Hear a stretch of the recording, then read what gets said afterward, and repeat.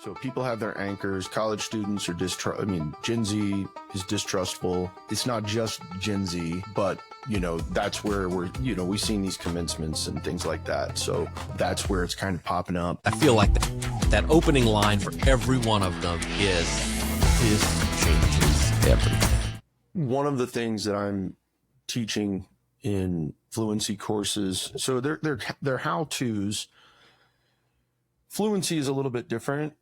And so I try to weave it in because it can be somewhat boring. Really fluency is just being able to speak the language and really deeply understand the language, right? And Anthropic has the 4D framework. I'm not sure if you're familiar with it, but it's the one that I like because it's only 4.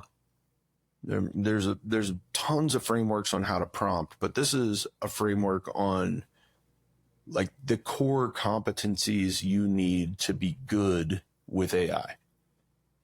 So I'm teaching this, and it starts with delegation. Like, what task are you going to give this AI? Is it worthy? That's another piece that we've talked about before. Does it have enough value for me to spend time on this? And if it does, okay, can AI help me with it? Now I will delegate that task to AI. Then you have to be very good at describing. So the second D is description. So you have to describe what that task is. So that means, this goes back to our earlier point, the 25 years of experience. If I can describe really clearly exactly what I want, I'm doing capital allocation. I have 5 projects. I want to use NPV and IRR. This is my hurdle rate. I know that because I've already done the math. You can help me. You could verify that, on and on and on, right? If I can describe the problem clearly, sometimes prompts take 20 or 30 minutes to write. If you really want the AI to do it right. A lot of people want this to be a genie where they talk for 2 seconds. So delegation, description, and then diligence. Did you now look? This is the human part. So maybe you've only spent a little bit of time with the AI, right? To tell it what to do, and it sped your process up. Well, here's where you have to slow down again in the diligence phase. You have to be an auditor of the AI. That's your job now. That's part of the job. If you use AI every day, is going through and saying, all right, I'm going to be methodical. This can't go to a client or be outwardly facing, can't go to my boss unless I've gone through and I fact checked everything and I feel like I deeply understand what's going on here. Now you got to that point though, a lot faster. You now have a spreadsheet in 30 minutes. It took you 30 minutes to write the prompt. It took it 2 minutes to kick out a spreadsheet that would have taken you 4 or 5 hours. So now your turn is, I'm going to spend an hour just going through it and reviewing the work. That's the diligence. And then the last one is discernment. Do I even send this? Do I even agree with it? And that's very human. That's the part that you can't offload to an AI. If you make a decision on a marketing campaign and say, hey, I did this because the AI told me it would be good, that doesn't fly. So I love this framework. I like the 4 Ds. I think it cements things. So Anthropic came up with that, not Jim. I just like to teach that framework because I think it shortcuts a lot of those questions and really, oh, well, what if the AI is wrong? Well, were you diligent? Did you go through and check it? Because you have to. You're moving the AI from being a genie to being an intern, or being you're treating it more like a person, like a tool. Yes, a person, but it's not really a person. It's just selecting the next best character. So it is a tool to help you speed up your processes. And I think people really need to get their mind around that. Yeah.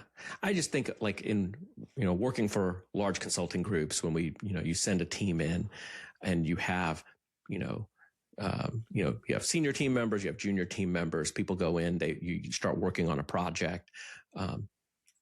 Those are all the things that we do. We delegate work. We give them, sources to use. We review their work, right? We don't take work from a junior team member and just throw it right at the client and slap the company name on it and push and ship it out the door. People are doing that with AI. 100% doing it. And then once you touch that hot stove, you either change the way you behave with AI, or you just throw up your hands and go, I'm never doing this again. Right. And I think that, right? I mean, like people are cementing in again, kind of like these anchors, that are mental anchors for them and their opinion, because maybe they didn't do a process-driven way to use this tool, right? They use the tool in the most rudimentary way. We talked about these. We thought, you and I have kind of talked about this at length, that we thought these digital native next generation that's coming up would at some level know how to use the tools or know that they had to learn the tools. And we're seeing that, no, that's not happening. And there's maybe even a harder, or a deeper anchor for those folks about distrusting it, because they're being told. At some level, I've heard kind of some of the resentment is, saying, "Oh, well, I don't need a college grad. I don't need I don't need to get a entry level person into my company because I have ChatGPT and I've got Claude." And I'm like, well, yeah, but who runs the company in 20 years? Right. Where is apprenticeship if we just get rid of all of the, the new entry-level jobs? At some point, that's completely myopic. Right. We're not investing in, and whatever metaphor you want to use about sending the elevator back down or paying it forward, but there's something to be said there about it's a real obtuse point of view and comment to say out loud, and yet a lot of people are saying that. Right. For me, all it's done is pushed entry-level work to a higher level of sophistication.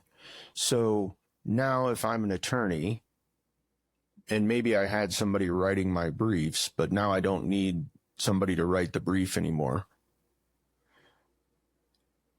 My entry-level person is there to learn how I write the briefs and how I think at a higher level about the output I just received from the AI, how I go through the discernment and the diligence that is necessary. So teaching those skills. So we need people that understand AI, use it in a sophisticated manner. And then we need to be teaching our entry-level employees that. So that is the new entry level. I just feel like we're moving it up. We're moving it up because we won't have companies. Everybody wants to retire at some point. So you're going to have to bring somebody along with you. It's very short-sighted. I think so. I think the idea that, again, that, it's kind of both sides are betting poorly. We've got a kind of a younger generation that is betting and kind of anchored on, a level of distrust. And it's not that it's an unearned distrust at some level. I know one of the other areas that, I'm talking to folks here who do creative, right? And creative is hitting a kind of a watershed moment around music, around art, photography, how how much is possible with AI generated content, and that there's this pushback on AI generated content and advertising. You know, these there's some social good in it, right? I mean, I think we're living in an interesting time where I think we are doing better at not making everything, you know, just purely on body image, and, you know, being, you know, not body shaming folks, and trying to be a little bit more inclusive than maybe the 80s and the 90s that we grew up in. Probably said a lot of things as a young person that would get me canceled if there was a tape recorder running 40 years ago.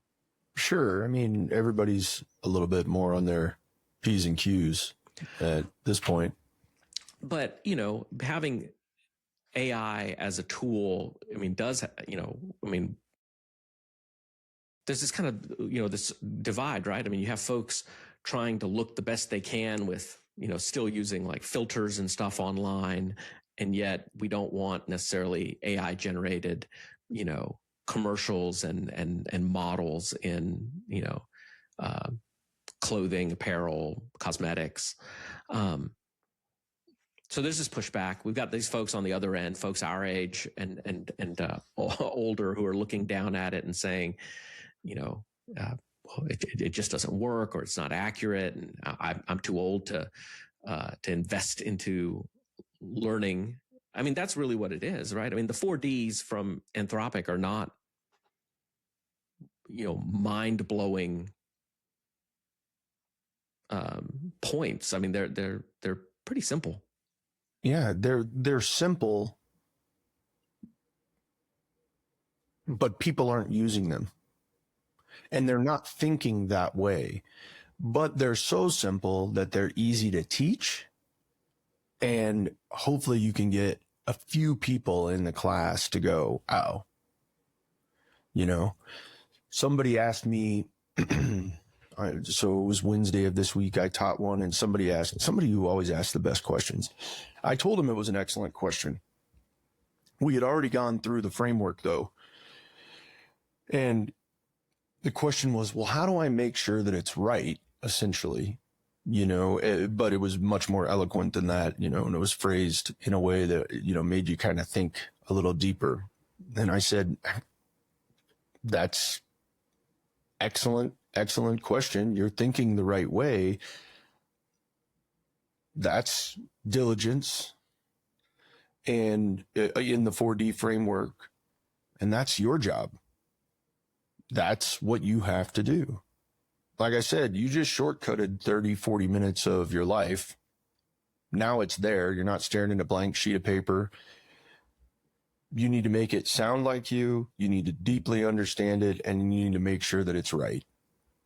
And if you have 25 years of experience, 30 years, 40 years of experience doing that thing, built, and you have that foundation, you can look at it and poke holes through it pretty quickly.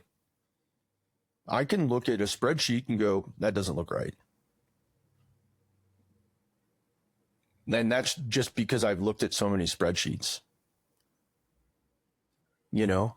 So, and you know, and you can intuit things, you know, that make you look like a wizard, and you're not really a wizard. It's just, you've already made that mistake 500 times.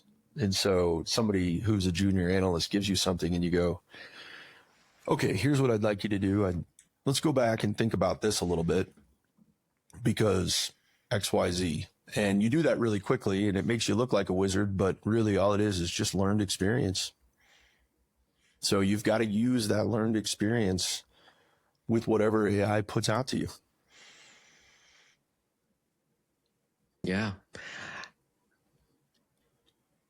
I think maybe one of the things to kind of like, you know, as we've talked about the methods, we've talked about, you know, the kind of the point of view of kind of for folks like us who are practitioners who have built a career around skill development, not just hard skills, but soft skills. And then, you know, we have both had a the privilege and the responsibility of mentoring folks as we build our businesses and have built businesses over the years. I think, if there's something to maybe kind of land on here is, where is the new responsibility?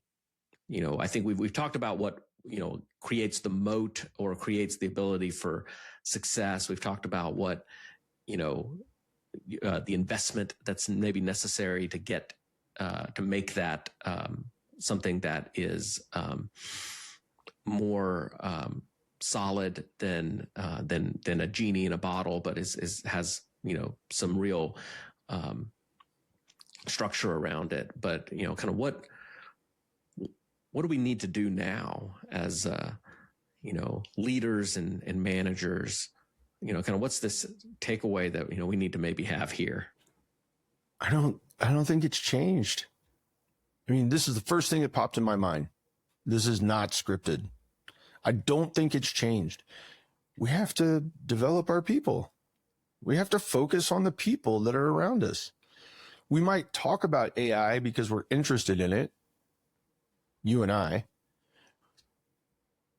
but the AI is really just, and I say this constantly too, not just in sales environments, the AI, if it really saves you time, if it's making us more productive, and I know there's a debate around that too, but if it's really making us more productive, then that productivity could show up a lot of different ways. I would argue that as a manager, it should show up in more time spent with your people and more time growing, doing the mentoring, showing them how you're using it, teaching these new skills if you already have acquired them. I think it's a people focus. I think that's where managers need to dive in. They need to understand their people better. They need to teach them so that the company has longevity. That's where I see we should focus. For me, I know I've had to look at how I interact with folks in containing my expectation. I think that, from a personal flaws kind of a perspective of wanting, more out of folks, which is great because I want to elevate folks and I believe that, everybody's got a lot of capacity and capability inside of them. But, I think here for me, it's kind of showing folks that I am learning and curious right now, and you should be too. Because I think demonstrating. Yeah. By doing.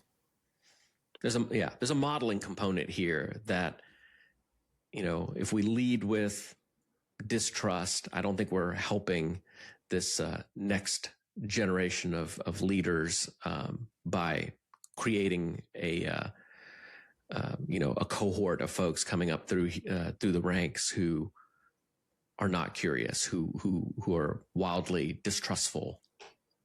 I think if you ask most really successful people what their biggest accomplishment, I was asked this recently. My wife was asked this recently because we own a business, and one of the employees who was new said, "Hey, well, what is the thing that you've gotten the most out of this?" It was a good question by a young person. And we said, "Hey, the most value we've gotten out of this is, growing people in their careers. We didn't realize how impactful that would be on us and how that would make us feel. But that is the most rewarding thing that we've done, is people that didn't necessarily know things, didn't have skills, and now they've worked with us for 4 or 5 years, and they have those skills and they have their own ideas and they're thinking differently." That's the coolest part. Easy.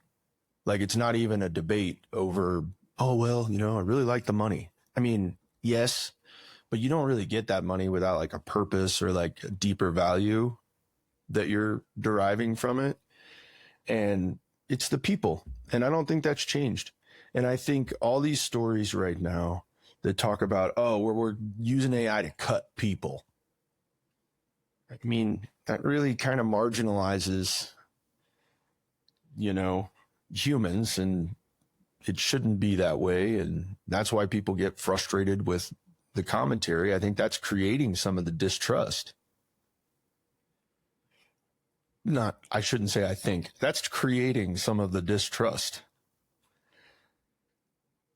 So, yeah, I think it's a paradigm shift, the way we think about it. How do we teach our people to be more productive? And if they're more productive and they're actually adding more value, then that makes room for even more people to come on and add even more value. That's the way we should be thinking about it. Yeah. No, I think, and as we talk with our clients and as we get to do both the training and some of the projects that we're getting to get, we get pulled into, I mean, both of us have kind of come from a background of value creation. And I think you have to really believe in it, right? And believe that like value creates opportunity. You know, that it's not,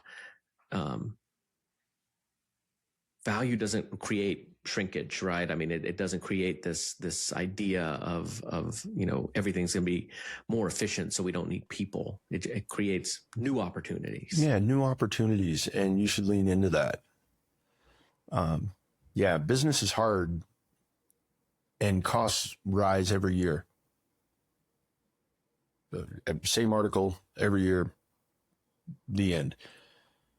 So, but there's still companies that win because they produce outsized value. So they outrun the costs. Their revenues outrun their costs by a large margin in some cases because they're investing in value to the customer or to their employees. That's a whole nother philosophical thing, but I definitely have a strong take on it. So I'll leave it alone for now. But that is why they win, is because they are intensely focused on how much value can I give my customers and employees, the people, and then their sales increase as a result of that.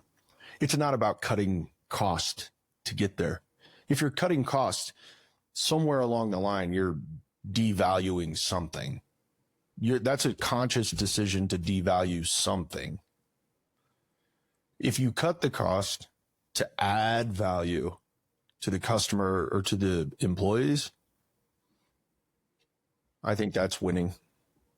I think so too. So we've talked about the pushback, you know, on the younger end of the spectrum, and the fact that we've got folks that are looking at AI and AI related stuff and saying, you know, I mean, and to the point of just, you know, heckling it from the crowd, boo.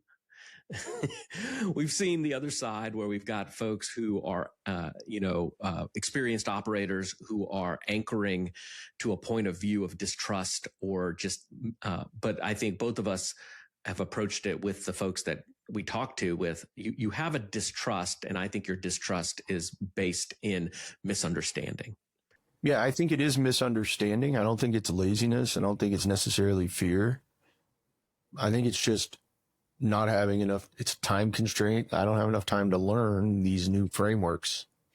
And so if folks would be curious and take a chance to learn, they could get over the distrust pieces. They could figure out how they could create value. There's still value, like you said, for us to continue to work with folks to develop our people, develop their skills, develop their, not just their hard technical skills, but these soft skills, and for them to learn the value of reviewing that work. I mean, like, what are the 4 Ds again? The first one is delegation. And then you need to describe, so description. And then diligence, so review everything. And then before you send it out, is it really what you want to send out? Like, have I used my human judgment and not just discernment? Right. And so great framework that, you know, is not anything new under the sun. We could go pull that framework out of, a 1982 business New York bestseller. We could pull it out of something on the shelf today. But we're pushing folks that those things are true because they're true. And the fact is that if you will embrace a little bit of a pattern to build some the skill, build the familiarity, build the muscle memory, then you're going to have a much more natural swing when you're at bat. Yeah, it might be a paradigm shift, but I think it's one that you should make.